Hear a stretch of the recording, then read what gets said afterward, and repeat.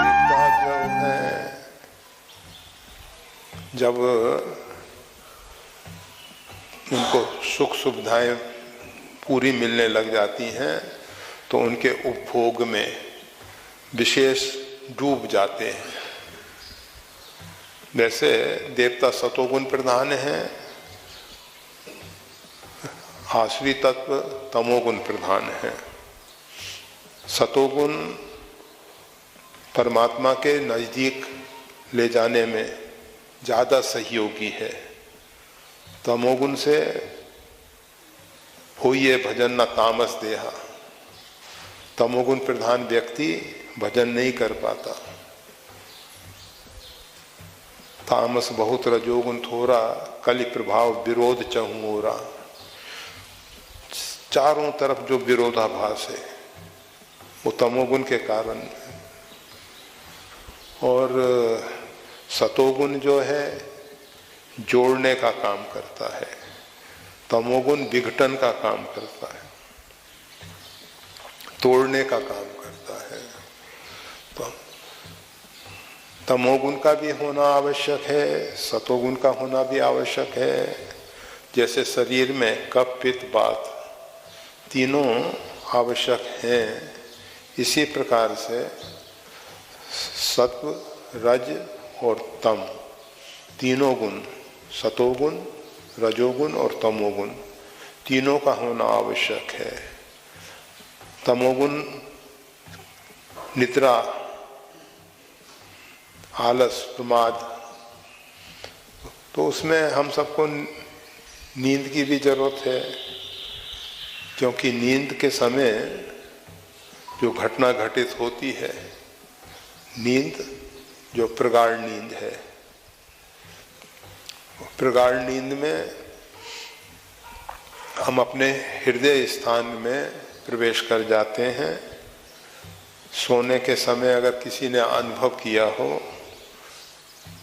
कोई व्यक्ति सोने मतलब नींद में जा रहा हो और कोई उठा दे या किसी कारण बस उसको जागना पड़े, तो वायु उतरती हुई नजर आती है। सोने के समय वायु जो है ऊपर उठती है, महावायु जो है शरीर के अंदर सक्रिय होती है, तो वो हृदय स्थान में प्रवेश करती है।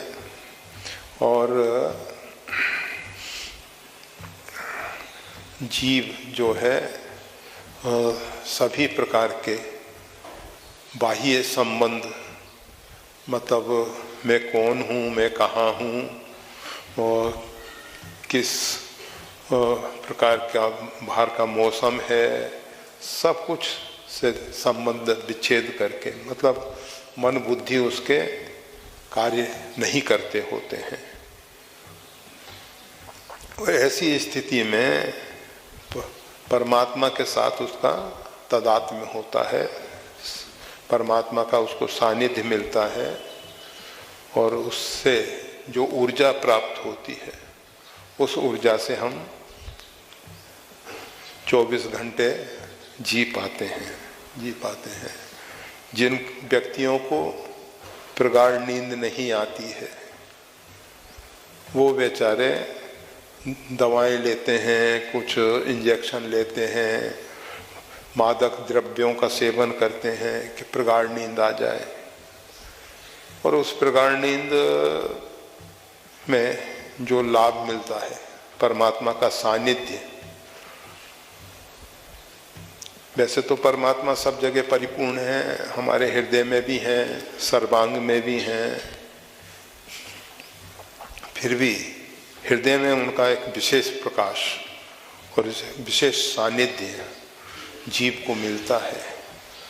योगी इससे आगे बढ़ चुके हैं, वो प्रगाढ़ नींद के आगे की जो स्थिति है, सुषुप्ति की आगे का स्थिति जो है तुरीयावस्था, और इससे भी आगे पहुंचे हुए महापुरुष तुरीयातीत। मतलब ये जो तुरीयावस्था है, जागृत होने पर भी जिस प्रकार से सुषुप्ति में हमारे मन बुद्धि काम नहीं करते, मन बुद्धि जागृत हो और कार्य बंद हो, शांति से रहे, तो उसका नाम है तुर्यावस्था। और उस तुर्यावस्था में जीव जो है वो जो सुषुप्ति में परमात्मा का सानिध्य पाता है, उसी प्रकार से परमात्मा का सानिध्य का जागृत अवस्था में अनुभव करता है। और योगियों ने इस तुर्या को बहुत श्रेष्ठ अवस्था माना है। जीव की ये जो जागृत, स्वप्न, सुषुप्ति 3 अवस्थाएं हैं, उससे ये तुर्या अवस्था जो है श्रेष्ठ अवस्था है। और इससे फिर आगे निकल जाने पर तुर्यातीत स्थिति है, वो ठीक है, अच्छा है। अभी तो महाकुंभ के विषय में थोड़ी सी चर्चा कर लेते हैं। वीडियो देखने के लिए धन्यवाद। श्री गुरुदेव की वाणी का और ज्यादा लाभ लेने के लिए कृपया हमारे चैनल को लाइक और सब्सक्राइब करना ना भूलें। चैनल का लिंक डिस्क्रिप्शन बॉक्स में उपलब्ध है। जय श्री राम।